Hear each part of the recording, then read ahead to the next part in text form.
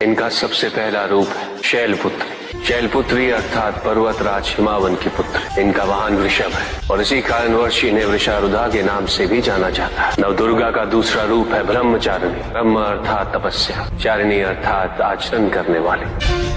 ये रूप उस ज्ञान व आचरण का प्रतीक है जिसके माध्यम से इन्होंने मुझे अपने पति के रूप में प्राप्त किया। नवदुर्गा का तीसरा रूप है चंद्रघंटा। मस्तक पे घंटे के आकार में आधा चंद्र। ये रूप अत्यंत शांतिदायक कल्याणकारी है। विभिन्न प्रकार के अस्त्र और शस्त्र इनकी 8 भुजाओं में सुसज्जित है। इनका तीसरा नेत्र सदैव खुला रहता है। चंद्रघंटा का वाहन सिंह है। ये युद्ध करने हेतु सदैव तत्पर रहती है। इनकी आराधना करने से निर्भीकता और वीरता के साथ ही सौम्यता और विनम्रता का विकास निश्चित है। ये जो मृत्यु देती है वो सुख कारक और निर्भय अवस्था में होती है। इनकी मंद मंद हंसी से संसार का जन्म संभव होता है। यह है नवदुर्गा का चौथा रूप जिसे कुष्मांडा के नाम से जाना जाता है। अष्टभुजा, शस्त्रधारिणी, व्याघ्रवाहिनी, हिरण्यवर्णा।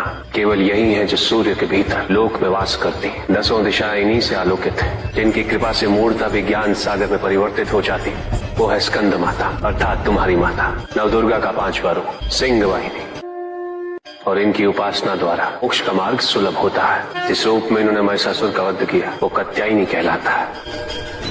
इनकी आराधना करने से अर्थ, धर्म, काम और मोक्ष फलों की प्राप्ति होती है। श्याम रंग, खुले केश, एक हाथ में लोहे का कांटा और एक में खड़ग, जिनका आशीष शुभों का कर्ता और कारक है। ये रूप काल रात्रि रूप कहलाता है। ये अंधकार का विनाश करती है। इनकी आराधना करने से असुरी शक्तियां भी भयभीत हो जाती है। श्वेत वर्ण, श्वेत वस्त्रों से सुसज्जित, चतुर्भुज, त्रिशूलधारी, तालवाद्य धारण करने वाली ये इस रूप में अपने उपासकों को अभयदान देती। ये इनका महागौरी रूप है। माँ दुर्गा का 9वां रूप सिद्धदात्री कहलाता है।